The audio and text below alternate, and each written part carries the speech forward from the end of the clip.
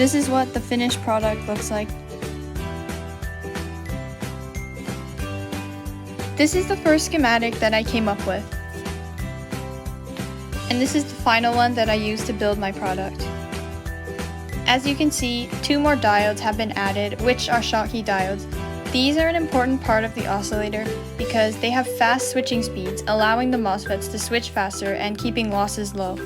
In this simulation, 24 volts are being supplied, and as you can see, I read here, the current on this inductor L3 is almost 30 amps and the voltage is around 75 volts. There are also 2 decoupling capacitors next to the power supply, which I ended up not adding to my finished product because I didn't need it. The inspiration for my idea was several YouTube videos of small induction heater circuits and my interest in actual induction heaters.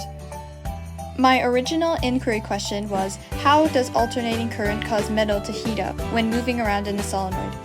One of my first ideas was to demonstrate how induction heating works, since it has been a topic of recent interest to me, so I wanted to create an educational video on how induction heating works. I decided I wanted to challenge myself and build an electric circuit, so I came up with a way to model induction heating on a much smaller scale.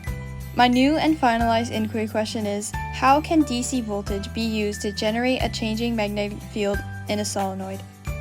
The way it works is, it contains an inverter circuit which converts DC voltage to AC using a self-resonant oscillation system of 2 MOSFETs, 2 Zener diodes, 2 Schottky diodes, and capacitors. This allows the solenoid work coil to have induced current and therefore induce current in conductive materials. The goal of this project was to use the simulations on LT-Spice to figure out the parameters and requirements for values that the components need, and then put together a list of the components to build the circuit. The way I did it was using this soldering iron to connect the components.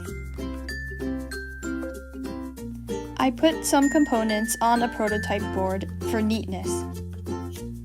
Although having to keep flipping the board upside down to solder components and connect them properly kind of threw me off. I realized I made a mistake by soldering each end of the 220 ohm resistor to the positive side of the Zener diode, which would be connected to the source of each MOSFET, and it's supposed to be connected to the gate. I fixed this by desoldering it and then resoldering it to the negative side of the Zener diode so it can be connected to the gate.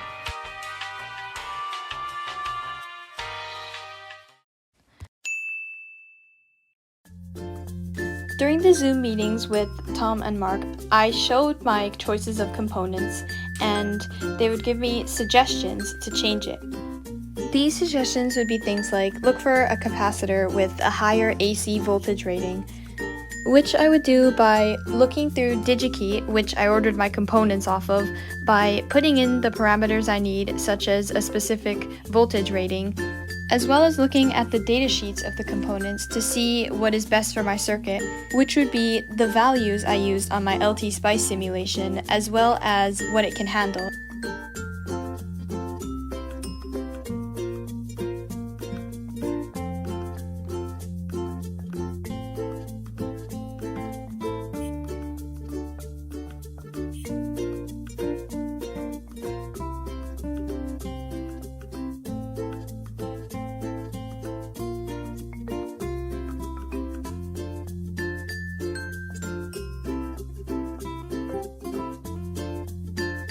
I put this wire right here to connect both the sources of the MOSFETs so that they're both grounded, so I can put a negative wire on one of them and have them be both connected.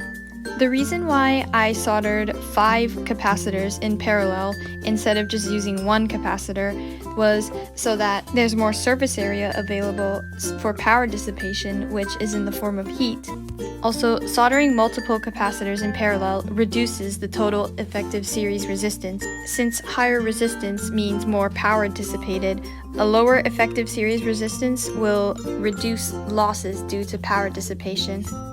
These capacitors that are connected in parallel are called capacitor banks. I soldered both of the Schottky diodes to one drain and one gate of each MOSFET.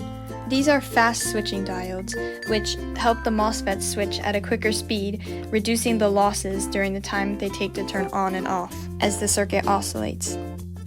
The reason I connected my capacitor bank to each drain of the MOSFET using wires is because they can't be connected to the board or else they'll be damaged by the heat. The wires I use to connect them are 18 American gauge wires, and the wires I use for the inductors are 18 American gauge enamel copper magnet wire.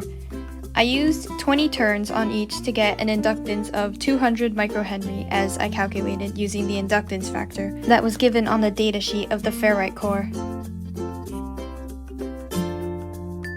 Next, I connected the work coil to the capacitors. I made this using some scrap copper pipe. This is the solenoid that will heat up the conductive material placed in it. The way it works is it will basically become an inductor with the core of whatever is inside it, so it will induce current in whatever object's being heated, if it's conductive. There will be losses from the induced current which dissipate as heat, which is why it only works with conductive material. But the losses also occur due to hysteresis, which only occurs in electromagnets, where the induced currents cause internal friction in the object, which also gets converted to heat. So it works better for electromagnets such as iron.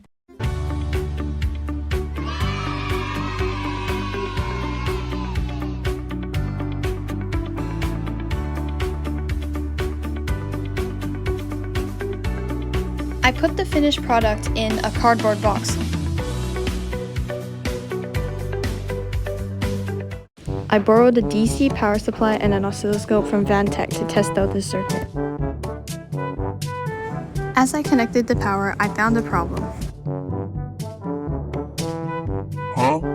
The oscilloscope only displayed a flat line. I thought something was wrong with the connection wires, but I noticed the heat sinks became very hot.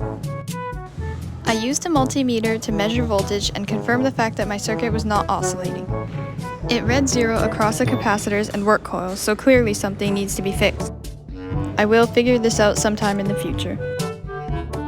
Even though my oscillator did not work, I'm proud of the fact that I built this and nothing blew up.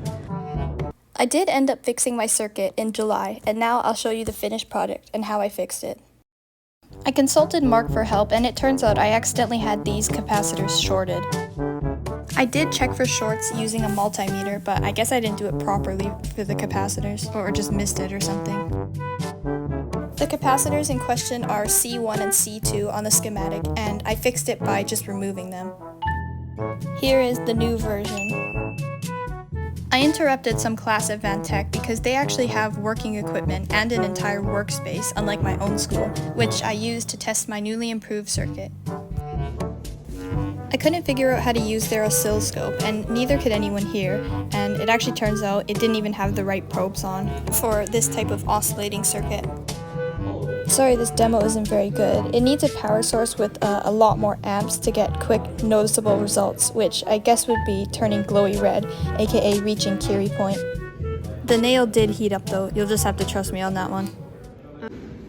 It's not, I can also see the voltage like while we're moving. I can feel it. So the coil itself. Oh yeah. Yeah, let's see what the plot is. Cool.